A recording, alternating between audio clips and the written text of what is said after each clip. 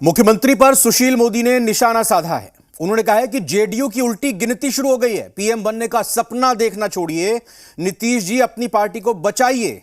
ये एक तरह से कहें कि निशाना साधा गया है सुशील मोदी की तरफ से। और आगे कहते हैं सुशील मोदी कि नीतीश जी को लगता है कांग्रेस डूबता हुआ जहाज है, डूबते हुए जहाज पर सवार होने से नैया डूबना तय है। अवध बिहारी चौधरी को स्पीकर बनाने से नैया डूबेगी।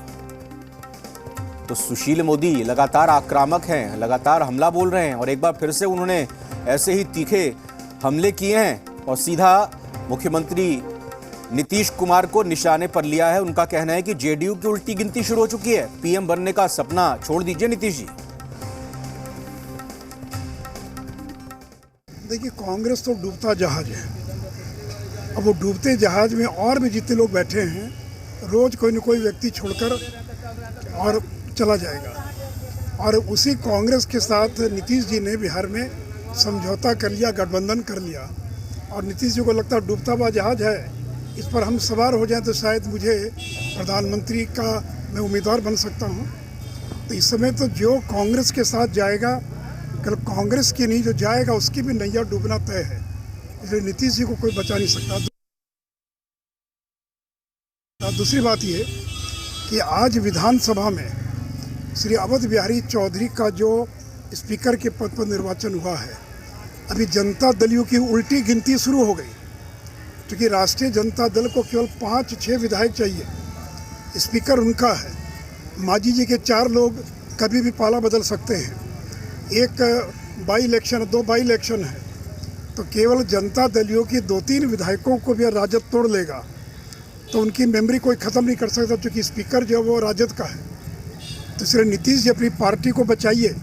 आप प्रधानमंत्री तो नहीं बन पाएंगे, आपकी पार्टी भी ख़त्म हो जाएगी। और इसलिए अवध बिहारी चौधरी को उन्होंने जो बनाया है, तो उनकी पार्टी की उल्टी गिनती शुरू हो गई। अब यह आगाह किया है या कह लीजिए कि आशंका व्यक्त की है या नसीहत दी है सुशील मोदी ने, लेकिन हमला तीखा किया है। उनका साफ तौर पर कहना है, क्योंकि अवध बिहारी जो कि आरजेडी से आते हैं, अवध बिहारी चौधरी, उनको बनाया गया है स्पीकर और उन्हीं के मार्फत ये सुशील मोदी की तरफ से बड़े बड़े आरोप लगाए गए हैं। शैलेंद्र हमारे साथ, हमारे सहयोगी या कहें कि पॉलिटिकल एडिटर हमारे बिहार राज्य के जुड़ चुके हैं। शैलेंद्र, ये सलाह, ये नसीहत की ज़रूरत क्यों पड़ रही है सुशील मोदी जी को देने की? ये तो खुद भी अपने आप में सक्षम हैं जेडीयू के नेता और मुख्यमंत्री नीतीश कुमार, ये समझने के लिए जो वो समझाना चाह रहे हैं। देखिए, साफ तौर पर एक विरोध है जो जब से सरकार बनी है तब से सुशील मोदी जो है वो फ्रंट पे आ गए हैं। पहले डिप्टी सीएम रहे और लंबे समय तक साथ में रहे हैं मुख्यमंत्री नीतीश कुमार के, और इसीलिए वो रोज कोई ना कोई बयान जारी करते हैं, कोई ना कोई बात कहते हैं। क्योंकि आज मनोनयन हुआ है अध्यक्ष के रूप में अवध बिहारी चौधरी का, तब उन्होंने जाकर ये सवाल खड़ा किया है और कहा है कि डूब जाएगी जेडीयू, आप पीएम बनने का सपना देख रहे हैं। और इससे पहले भी उन्होंने निशाना साधा था, ललन सिंह पे निशाना साधा था। तो ये कहे कि लगातार उनके निशाने पे है जो सत्ता पक्ष के नेता हैं। चूंकि जो चीजें रिसेंट होती हैं उन चीजों पर वार करते हैं। वो किस तरह से देखा था आपने कि उन्होंने मंत्रियों के ऊपर सवाल उठाए थे, उनके ऊपर जो आपराधिक मामले हैं उनको लेकर सवाल उठाए। तो अब एक तरह से कह सकते हैं मुखर हैं जो पूर्व डिप्टी सीएम सुशील कुमार मोदी। और आज देखिए, आज एक पेशी थी उनकी, चूंकि एक मामला उन्होंने दर्ज कराया था जो कांग्रेस के नेता हैं, पूर्व अध्यक्ष हैं राहुल गांधी के ऊपर,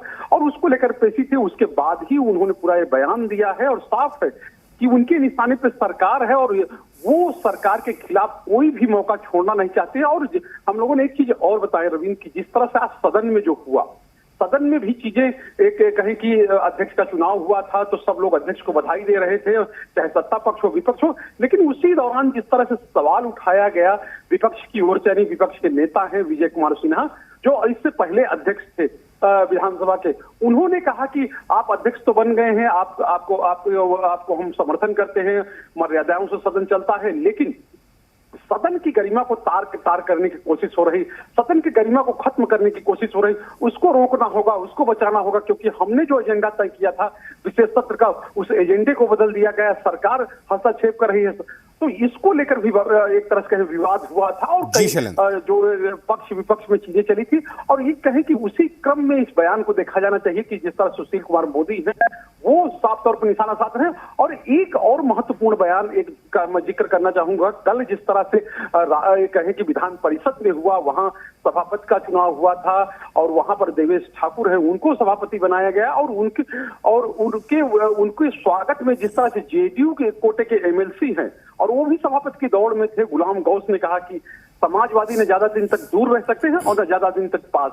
कल हम लोग भाजपा के साथ थे, आज हम लोग राजद के साथ हैं, लेकिन ये साथ कितने दिन चलेगा ये देखना अभी शेष है। तो ये कह सकते हैं कि दोनों तरफ से चीजें चल रही हैं और यही वजह है कि जो निशाना है वो सुशील कुमार मोदी है वो साध रहे हैं। और राजनीतिक गलियारों की बात करें तो तमाम तरह की बातें, तमाम तरह की गॉसिप जो है राजनीतिक गॉसिप वो लगातार बिल्कुल बिल्कुल बिल्कुल साफ तौर पर जब से महागठबंधन की सरकार बनी है इस तरह की अटकलें, कयास और लगातार संशय बरकरार रहेंगे और आरोप भी लगते रहेंगे। और इसी कड़ी में एक तरह से देखें तो सुशील मोदी के बयान को देखा जा सकता है। अब आगे देखना होगा सरकार को लेकर कैसे चीज़ें आगे बढ़ती हैं। फिलहाल मैं शैलेंद्र आपका बहुत बहुत धन्यवाद करना चाहूँगा।